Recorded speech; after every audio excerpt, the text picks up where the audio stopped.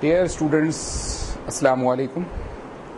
अल्हम्दुलिल्लाह adjusting entries का chapter ख़त्म हो चुका है और सबसे पहले तो आप सबको जुम्मतुल मुबारक मुबारक हो। अच्छा, आज की क्लास में हम आपको जो एडजस्टमेंट के टॉपिक में तमाम चीज़ें पढ़ाई हैं उसको हम जज करेंगे आपको और देखेंगे कि आप इन एमसीक्यूज़ में से कितने एमसीक्यूज़ के सही आंसर्स देते हैं। तो स्टूडेंट शुरू करें, ठीक है। पहला एमसीक्यू देखिएगा। If commission receive during the year amounted to ₹20,000, commission वसूल कितना किया है students? 20,000 and the commission accrued at year end is ₹5,000।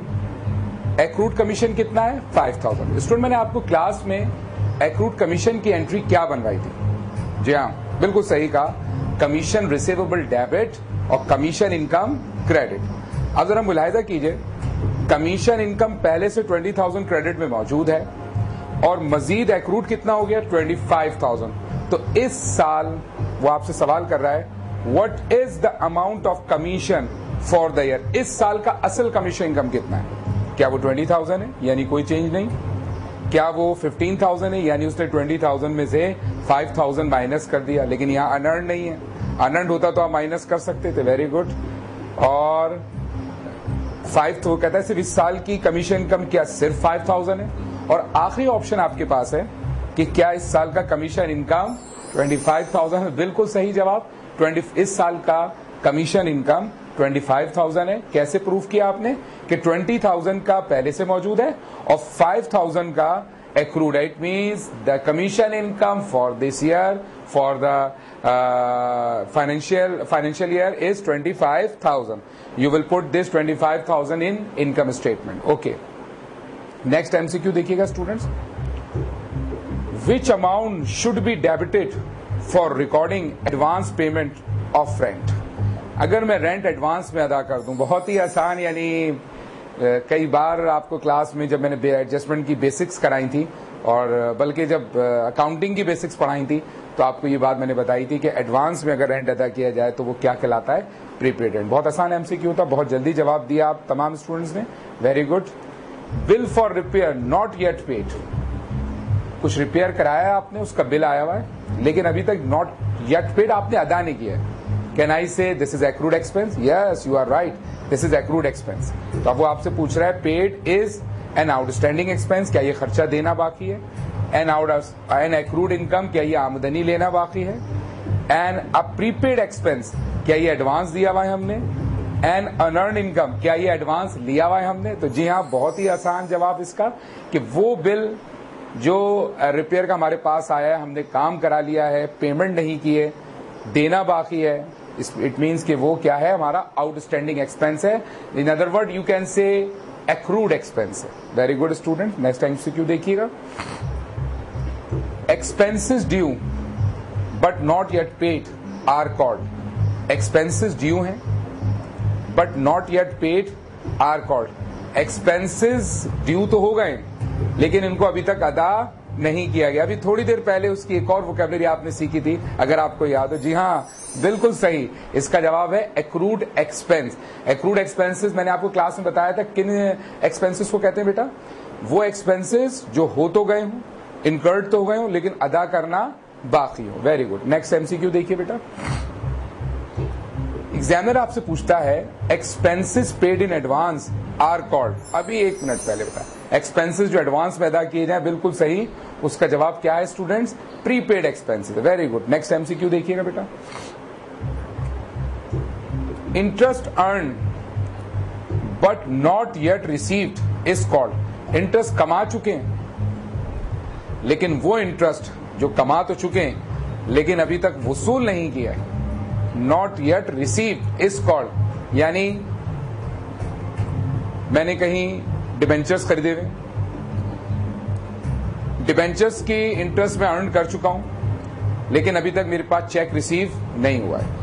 मैंने कहीं डिपॉजिट कराया हुआ कोई अमाउंट, उसकी ड्यू डेट आ गई है लेकिन मैंने अभी तक उसका चेक रिसीव नहीं किया है, वो इंटरेस्ट मैंने अभी कलेक्ट नहीं किया, नॉट येट रिसीव। ऐसी इनकम जो हो तो गई हो, वसूल करना बाकी हो, चार ऑप्शंस आपके सामने हैं। क्या उसको एक्रूड इनकम कहते हैं, अनअर्न्ड इनकम कहते हैं, अदर इनकम कहते हैं, या नन ऑफ अबव? इसमें कोई जवाब ही नहीं है। जी हाँ, बिल्कुल आसान जवाब कि उसको क्या कहते हैं, एक्रूड इनकम। ऐसी आमदनी जो हो तो गई हो लेकिन वसूल करना बाकी हो, जो इस साल की इनकम में शामिल की जाएगी। बिल्कुल सही जवाब आपने दिया। इसका मतलब आपकी एडजस्टमेंट की अच्छी तैयारी है। नेक्स्ट एमसीक्यू देखिए, a systematic decrease in the value of fixed asset is called a systematic decrease in the value of fixed assets.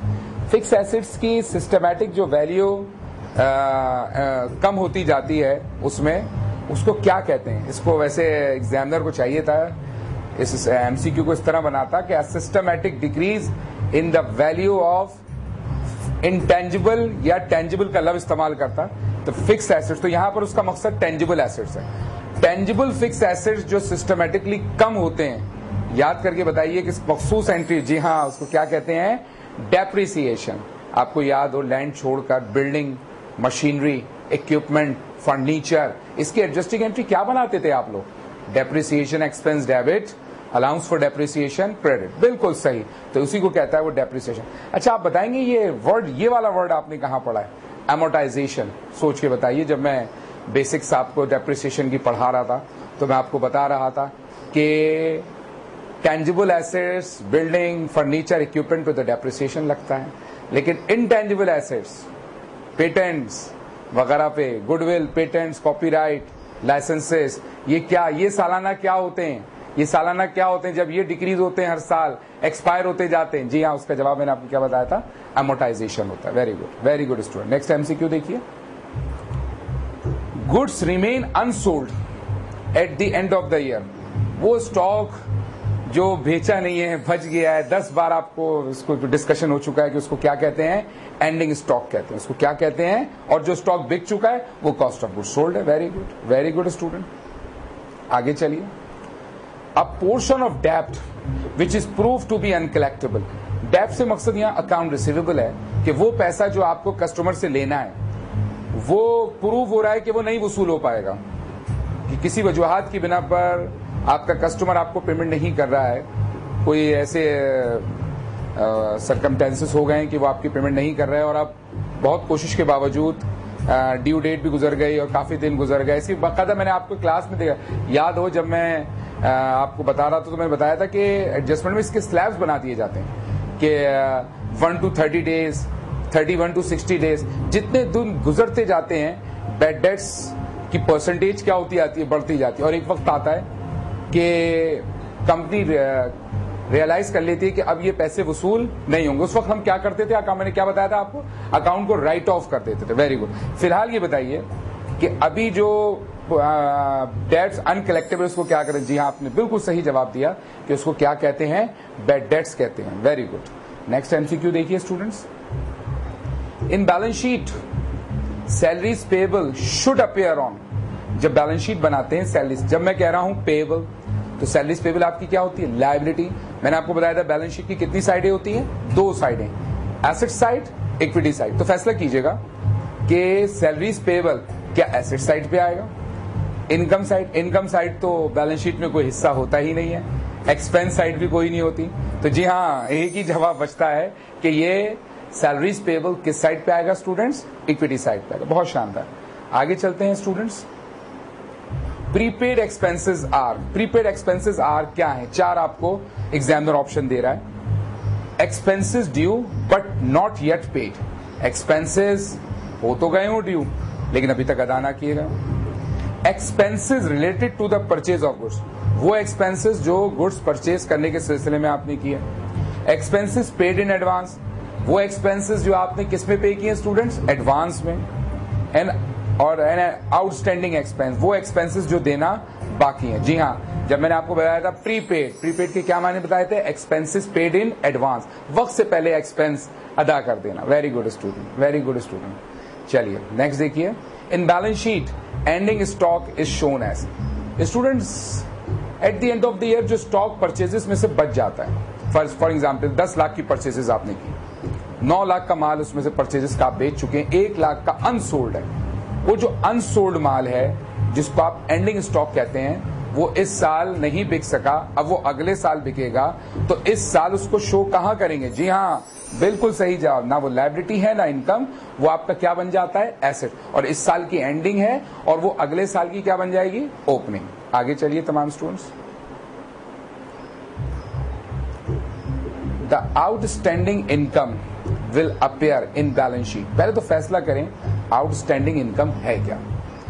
Outstanding income से मकसद है वो आमदनी जो हो तो गई है लेकिन बाकी है लेना, वसूल करना बाकी है। ऑफ कोर्स इसको एक्रूड इनकम भी कहते हैं आप। वो will appear in balance sheet as. और बताइए जो एक्रूड इनकम है, और एक्रूड इनकम की मैंने एंट्री क्या बनवाई थी आपको? जी हाँ, कमीशन अगर एक्रूड है तो commission receivable debit, commission income credit. और अगर एक्रूड रेंट इनकम है तो उसकी एंट्री आपको मैंने तमाम स्टूडेंट्स को क्या सिखाई है? Rent receivable debit, rent income. तो देखिए वर्ड आ रहा है रिसीवेबल, और रिसीवेबल बैलेंस शीट में किस साइड पे आना चाहिए? जी हाँ, एसेट साइड पे आना चाहिए, क्योंकि रिसीवेबल हमारा क्या होता है? एसेट्स होता है। Very good students. Next MCQ देखिए, commission received but not earn. Commission वसूल तो कर लिया है, आमदनी कलेक्ट हो चुकी है, बट नॉट अर्न, कमाई नहीं है। क्या मिसाल दी थी मैंने क्लास में आपको इसकी? जी हाँ, अगर मैं अपने टेनेंट से, अपने किराएदार से, मेरी कंपनी 13 महीने का रेंट वसूल कर ले, अगर एक महीने का रेंट 1000 है, 13 महीने के मैं 13,000 रुपए वसूल कर लूं, तो क्या इस साल की मेरी रेंट की इनकम 13,000 कहलानी चाहिए या 12,000? जी हाँ, 12 कहलानी चाहिए। तो वो 1,000 जो मैं एडवांस वसूल कर चुका हूं, वो इस साल की इनकम में मुझे शो करना चाहिए या अगले साल की? जी हाँ, अगले साल की इनकम में। तो बताइए अगले साल तक क्या वो पैसा मेरे पास जो पड़ा हुआ है मेरे अकाउंट में, मेरे लॉकर में, वो मेरा क्या है? कमीशन। जी हाँ, वो मेरी अनअर्न्ड इनकम है। ऐसी आमदनी जो मैंने अभी कमाई नहीं, वो मेरा अनअर्न्ड इनकम है। अनअर्न्ड इनकम यानी उसमें कमीशन भी हो सकता है, अगर आपने रेंट है तो रेंट भी हो सकता है, इंटरेस्ट है तो इंटरेस्ट भी हो सकता है। बिल्कुल सही जवाब दिया आपने। नेक्स्ट देखिए, इसी चीज को एग्जामिनर ने एक और अंदाज से भी पूछा एक पेपर में कि unearned income is a dash. Unearned income dash है। क्या है अनअर्न्ड इनकम? अभी तय हुआ कि वो पैसा हम खर्च नहीं कर सकते, वो अगले साल की आमदनी है, तो हमारी क्या बन जाती है? वो लायबिलिटी। और जरा सोच के बताइए बैलेंस शीट पे इस अनअर्न्ड इनकम को मैं कहां शो करता हूं?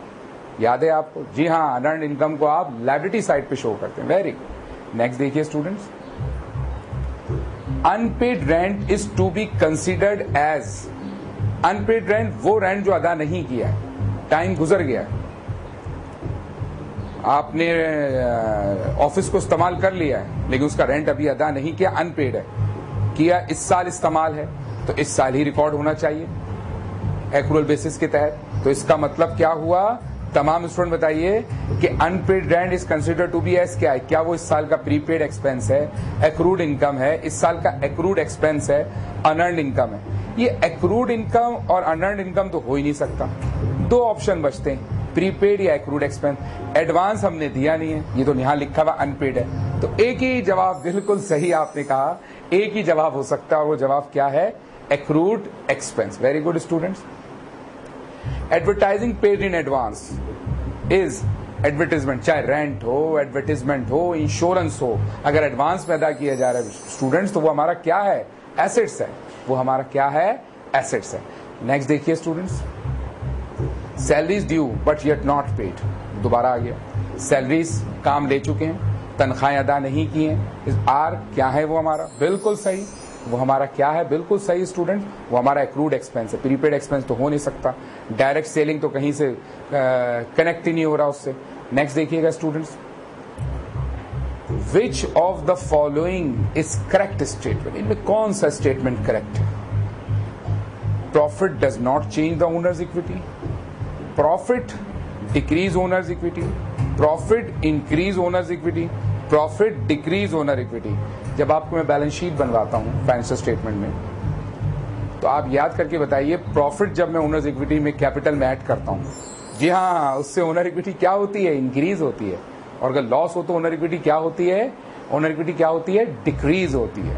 आगे चलिए, एक एडजस्टमेंट है, देखें क्या जवाब देते हैं आप। If salaries paid during the year amounted to ₹9,000, बताइए आप सैलरीज कितने की अदा कर चुके हैं? 9,000। And salaries accrued eight the end of the year कितनी है? वो 3,000 है। 9,000 अदा कर चुके हैं, 3,000 एक्रूड है, देना बाकी है, काम ले लिया है। The amount of salaries expense for the year, the amount of salary expense for the year क्या होगा? क्या वो 9,000 ही रहेगा? क्या वो इस साल का सिर्फ 3,000 है, 6,000 है या 12,000 है? तो बताइए स्टूडेंट, 9,000 दे चुके हैं, 3,000 अभी और देनी है, तो इस साल काम कितने का लिया है? जी हाँ, इस साल काम लिया है कितने का? 12,000 का। कितने का स्टूडेंट्स काम लिया इस साल? 12,000 का। अच्छा, तमाम स्टूडेंट्स ये बताइए बेटा कि आज की इस एडजस्टिंग एंट्रीज में जो आपसे मैंने डिस्कस की, यकीनन आपने माशाल्लाह बहुत सारे सवालात बिल्कुल सही जवाब दिए आप लोगों ने। अब ये बताइए स्टूडेंट्स कि अगर आपका एडजस्टमेंट स्ट्रांग है तो याद रखिएगा आपके फाइनेंशियल स्टेटमेंट में मिस्टेक नहीं होगी, क्योंकि अक्सर स्टूडेंट फाइनेंशियल स्टेटमेंट में कहाँ मिस्टेक करते हैं स्टूडेंट्स? ऑपरेटिंग एक्सपेंस और करंट एसेट्स लेते हुए एडजस्टमेंट्स को एडजस्ट किए बगैर अमाउंट पुट कर देते हैं, जिससे उनके आंसर्स क्या आ जाते हैं? गलत। तो जिस स्टूडेंट का जितना अच्छा एडजस्टमेंट होगा वो इतने अच्छे फाइनेंशियल स्टेटमेंट बनाएगा, इतने सही फाइनेंशियल स्टेटमेंट बनाएगा। ठीक है, आज के लिए मेरे ख्याल से इतना काफ़ी है। इंशाल्लाह हमारी मुलाकात अब नेक्स्ट टेस्ट में होगी। अपने सर तौसीफ शाह को इजाज़त दीजिएगा। अस्सलाम वालेकुम।